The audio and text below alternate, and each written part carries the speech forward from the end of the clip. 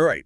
Welcome in, everyone. Kicking off another deep dive here. Always exciting to jump into a new topic. You know, we always say it, but seriously, this is where we take all that information you've given us. Your articles, the books, the whatever. Exactly. And we distill it down To the good stuff. to the absolute most important insights. So you don't have to slog through it all yourself. It's like... A shortcut to being super informed, Exactly. Yeah. And today, we're diving into something pretty fascinating. Ooh, lay it on me. It's an article called Europe's Moravians, a pioneer missionary church. Okay, Moravians. I'm intrigued already. Now, this was written by Colin A. Grant. All right, Grant, go on. And the thing about Grant is he was a missionary himself for 12 years in Sri Lanka. Wow, 12 years. That's a commitment. It is. And not only that, he also held leadership positions in various missionary organizations. So when he's talking about this stuff, He knows what he's talking about. he's not just some academic, armchair historian. Gotcha. So we're getting the real deal here. Exactly. First-hand insights into this early missionary movement. And when you say early, just how early are we talking? Oh, we're going way back. I mean, we're talking 60 years before William Carey. Wow, hold on. Carey's considered the father of modern missions, right? That's him. But the Moravians were already out there spreading the gospel a full 60 years before Carey even started. And what about Hudson Taylor? Wasn't he pretty early, too? He was. But even Taylor was a century and a half after these guys. The Moravians kicked things off in 1732. The first two missionaries, Leonard Dober, a potter, and David Nitschmann, a carpenter. A potter and a carpenter, those are some pretty ordinary professions. Exactly. They weren't theologians or anything, just everyday guys who felt called to go. So they set sail for, where was it again? St. Thomas in the West Indies. 1732, that's, wow, puts things in perspective. It does. And get this, in their first 150 years, they sent out over 2,158 missionaries. Hold up, 2,158, that's a huge number, especially for a relatively small community. It is. And historian Stephen Neal even said they were seized with a missionary passion, which has never left it. That's a pretty good way to put it. So that's what we're going to explore today, the driving force behind this pioneering missionary movement.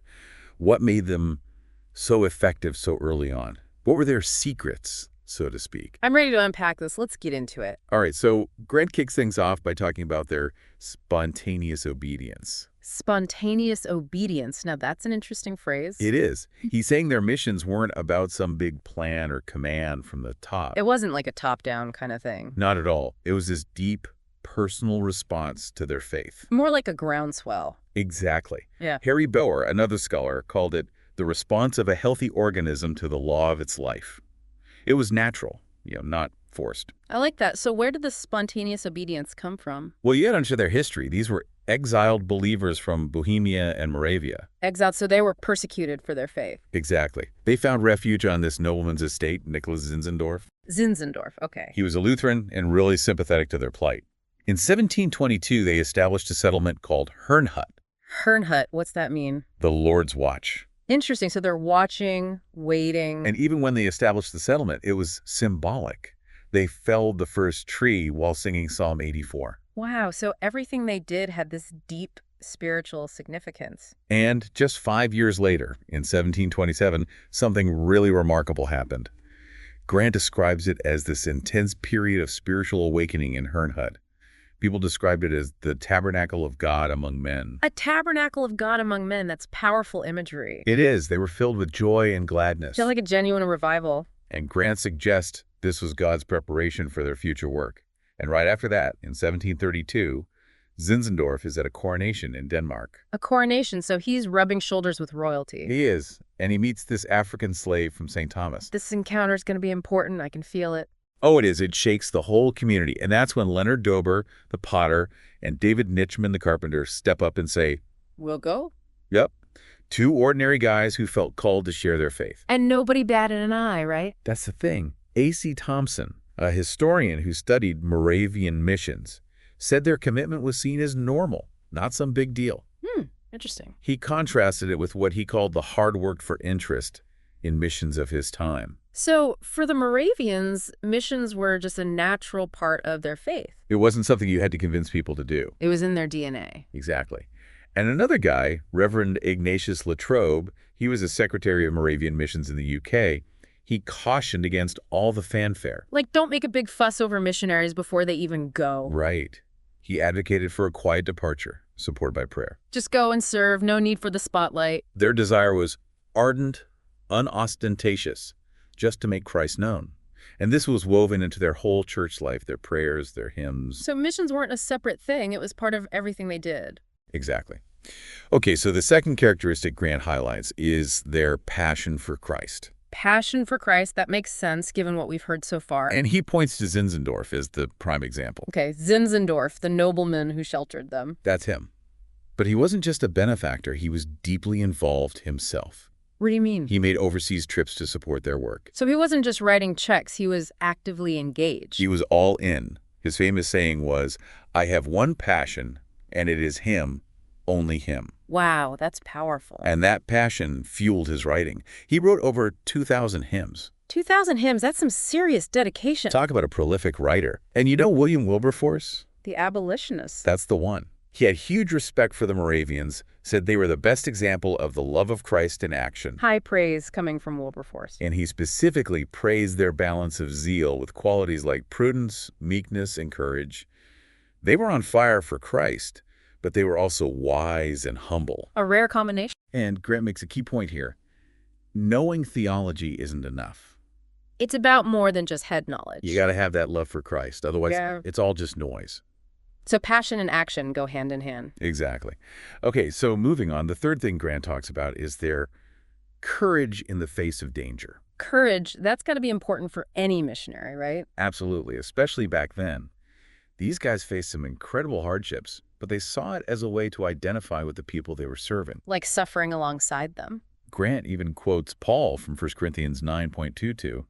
"I have become all things to all people, that by all means I might save some." So they were willing to adapt and embrace hardship to reach people. And they had this tent maker approach, just like Paul. So they worked to support themselves. Many of them were artisans, farmers. They used their skills. Didn't want to be a burden, wanted to show they're in it together. Exactly. There's this great example of a missionary named Monate in South Africa. He built a corn mill all by himself. A corn mill, wow, that's impressive. And he used that as a way to connect with people and share his faith. Brilliant, meeting a practical need and a spiritual one. And the dangers were real. In Guyana, 75 out of the first 160 missionaries died. 75, that's almost half. From tropical diseases, poisoning, you name it. That's some serious sacrifice. And there's this powerful line from a hymn written by a missionary in Greenland. "Lo, through ice and snow, one poor lost soul for Christ to gain. Glad we bear want and distress to set forth the Lamb once slain." Wow, that really captures their spirit. They were willing to endure anything. And let's not forget about the language barrier. They had to learn new languages without any of the resources we have today. Imagine that. No apps, no It's dictionaries, just pure immersion. and they became fluent. So Grant asked this question. In our comfy modern society, are we producing people with that kind of courage? It's a good question. I mean, we have it so easy compared to them.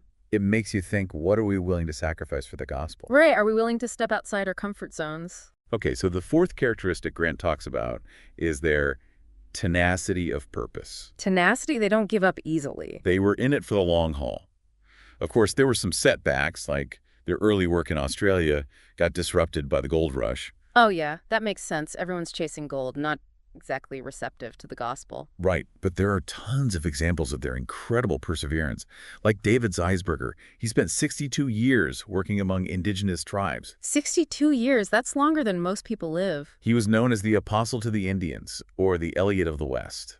Wow, he must have had an incredible impact. He did. And there's this crazy story in 1781, all of his scripture translations and language notes were burned. Oh no, all that work, gone. Devastating, right? But his response was amazing. He just accepted it and started over. What a champ. That's like William Carey losing his printing press. Exactly. So Grant asks, are we seeing a decline in that kind of perseverance today? People are so quick to give up these days. He acknowledges the value of short-term missions, but he wonders, where are the people willing to really sink themselves into long-term service overseas? It's a different level of commitment, isn't it? He talks about the challenges, educating missionary kids, adapting strategies, but he emphasizes the need for missionary staying power to really make a difference. Makes sense. You can't build trust and lasting relationships overnight. Okay, so now Grant gets into some of their weaknesses. So they weren't perfect. No one is. Yeah. He says they focus so much on evangelism that they sometimes neglected church planting and developing local leaders. So they got people saved, but didn't always equip them to lead. And this created a dependence on missionary stations. Not very sustainable in the long run. And because of their spontaneous obedience, a lot of the early missionaries didn't have formal training. They're just going with their hearts. Their first missionary training college wasn't founded until 1869, way later. So they learned a lot on the fly. They did. But despite these weaknesses, Grant says their biggest contribution was this. He quotes J.R. Weinlich, who said, "The Moravian Church was the first among Protestant churches to treat this work as a responsibility of the church as a whole, instead of leaving it to societies or specially interested people." So they saw missions as everyone's job, not just a select few. Exactly. And that was a huge shift in thinking. It's like they were saying, look, we're all in this together. And Grant acknowledges, yeah, they were a small unified community, but he challenges us today. Can we use that as an excuse for our lack of missionary zeal? Especially with all our resources and technology. Right. He asks, have we ears to hear and wills to obey? That's a powerful question to leave us with. So there you have it, the Moravian brethren. Spontaneous obedience, passion for Christ, courage, tenacity, and a vision of missions as a responsibility for the whole church. They were truly pioneers, decades ahead of their time. And before we wrap up, we want to leave you with a final thought. Always love a good takeaway. Think about everything we've discussed today.